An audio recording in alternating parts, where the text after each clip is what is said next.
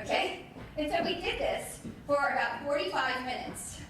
And then we finish all the colors, and we move on to textiles and floors and everything else. And she's leaving my house, she goes, I have never given this amount of information in this short of time ever before. And there's something else I have to tell you. I don't think I've ever hit the colors more exactly than I ever have before. And so here's what it was. This whole intention of my being ready to receive, what I'm doing is I'm pulling out her greatness.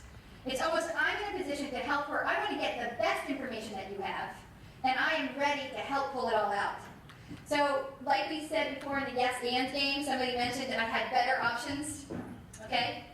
That's what happens, that when we become an active participant in co-creating a great outcome, then what's going to happen out of me, stuff's going to come out of me I didn't even know that I knew, that you pulled out of me, and the vice versa. So we're going to end with a learning that's way better than what we thought we were going to have. And here's the real problem. You might say, why can't we just always do this, right? If it's so obvious. Well, if I only exchange similarity and I end with the same idea I had in the beginning, I actually believe that there wasn't something better I could have created. So I walk away thinking I got too great when instead I didn't. So the way you can do this, you can do an experiment. You don't actually ever get in real life a chance to do the same situation at the same time a second time, right?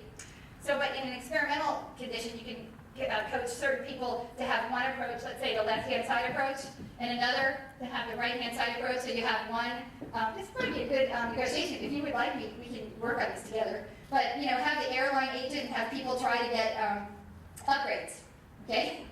It turns out that I do this in a negotiation for a recruiter. I have some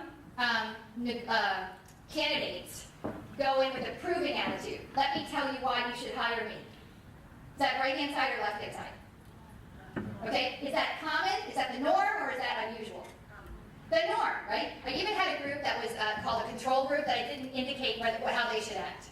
And then I had another group, I called them a learning group. And I wanted the candidate to approach this negative interviewer. By the way, I primed the recruiter to think negatively about the candidate. So it was a really hard situation.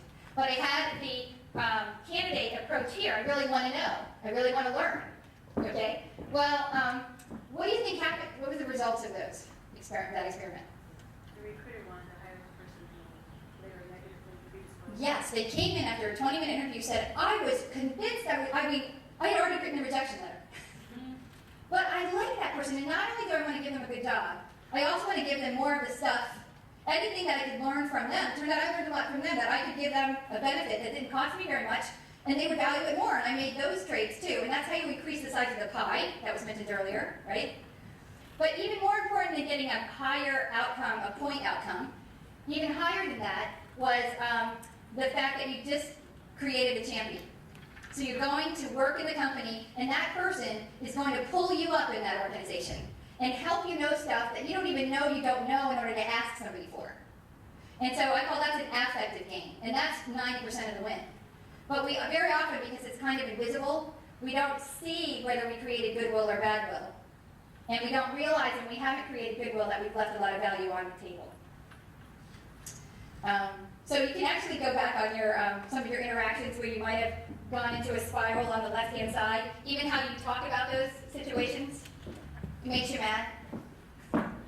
So you're actually incurring a cost into the future. So I do have a coaching practice, and one of the people I talked to yesterday, I said, this is what I do. I just go into a situation, especially a very challenging one, and I say to myself, what is it do I have to do, and how do I have to be? So that if somebody asks me to recount this situation, I will be delighted.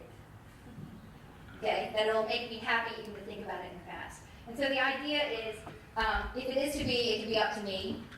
And if I want something else in the situation than I have, the answer is for me to change.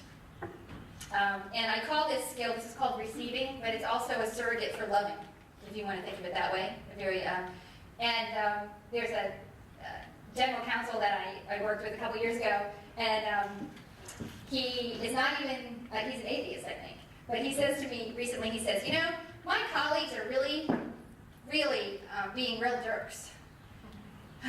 And you know what the solution is? I said that. He goes, for me to love them more. So it's and the good news is that that's completely in our control. And concentration camp victims, people who are incarcerated incorrectly, or they have an experience. If you look at them, and I can give you examples. Viktor Frankl, for example, wrote a book called A Man's Search for Meaning. He found meaning in the situation. He found what to learn, and he learned it in that situation. And that's what makes it worthy of me.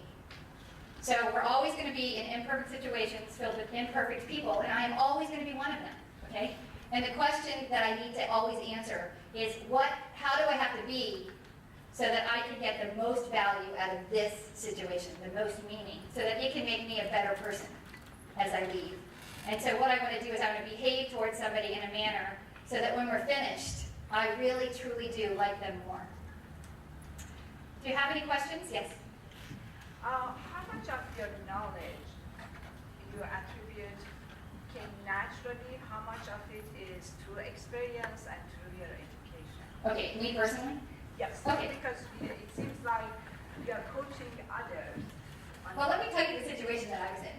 And I haven't done the rigorous research on this, but I am a middle child. Okay? Anybody middle children here? Okay? And I'm not just a middle, I have twins above me. They're 1 year and 9 days older than I am.